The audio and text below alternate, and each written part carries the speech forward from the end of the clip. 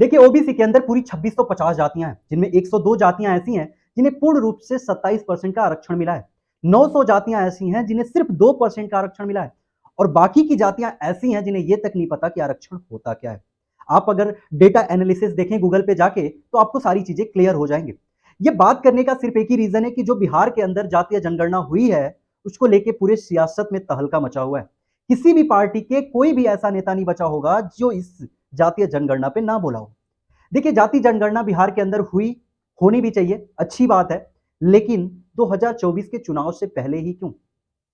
आप सोच रहे होंगे कि कहीं ये बीजेपी की तरफदारी तो नहीं कर रहा। बिल्कुल भी नहीं, क्योंकि इसकी शुरुआत भी बीजेपी ने ही की थी। उसने भी धर्म के नाम पे लोगों को बांटा था, लेकिन ये जाति जनगणना करके लोगों को तो जातीय के नाम पे बांटा जा रहा है।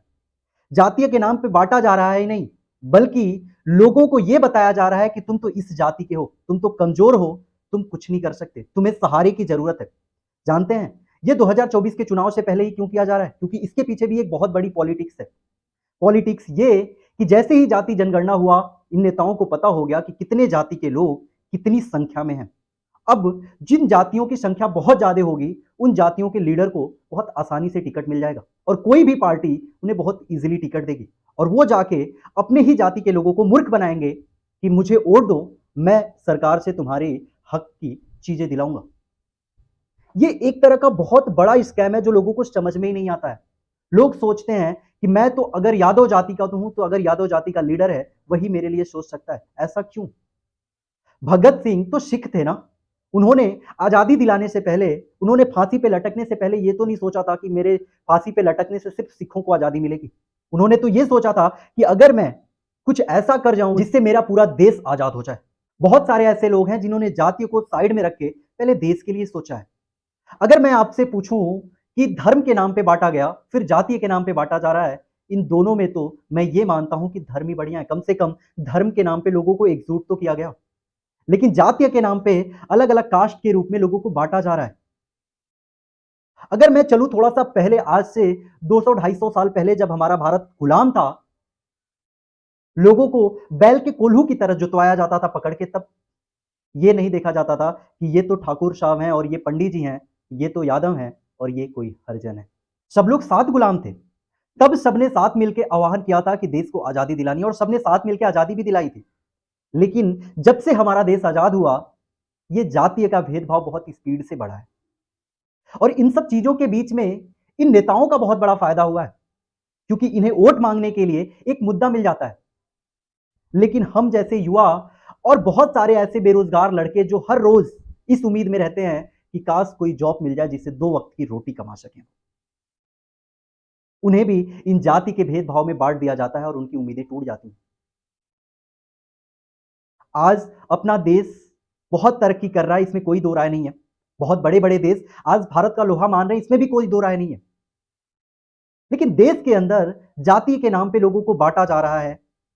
ये कहा जा रहा है कि ये तो पिछड़ा है, इसे आरक्षण दिया जाना चाहिए ताकि ये सरवाइव कर सके। क्यों उसे पिछड़ा हम बोल बोल के क्यों बना रहे हैं? साथ मिलके चलने की ताकत उसे हम क्यों नहीं दे रहे हैं? अपने ही देश में ऐसा क्यों हो रहा है? कोई 60 नंबर पाके पास हो जा रहा है और कोई 70 नंबर पाके फेल हो जा रहा है। क्या उस 70% पाने वाले लड़के ने कम पढ़ाई की थी 60% वाले से? या 60% जिसने पाके पास किया, उसे इस देश में अलग सुविधा मिली थी, कम शिक्षा मिली थी, या अलग स्कूल मिले थे जो उन्हें कम पढ़ाया गया था, जिसके लिए उन्हें कोई अलग सी कैटेगरी रख के कम शिक्षा की वजह से उन्हें कम परसेंट लाने की अनुमति दी गई? सिर्फ इसलिए दिया गया ताकि इन नेताओं का वोट बैंक बन सके। ये नेता ये गर्व से कह सकें कि मैंने तुम्हारी जाति के लिए ये किया है, तो तुम मुझे ही वोट दो। और लोगों को लगता भी है। आज अपने देश के अंदर फ्री के राशन दिए जाते हैं, 100 रुपए का राशन फ्री में दिया जा रहा है। उसके बदले वो बिस्किट खरीद रहे हैं, नमकीन खरीद रहे हैं, चॉकलेट खरीद रहे हैं, उनसे जीएसटी के रूप में टैक्स वसूले जा रहे हैं, जो कि उस 100 रुपए से कहीं ज्यादा वसूल लिए जा रहे हैं।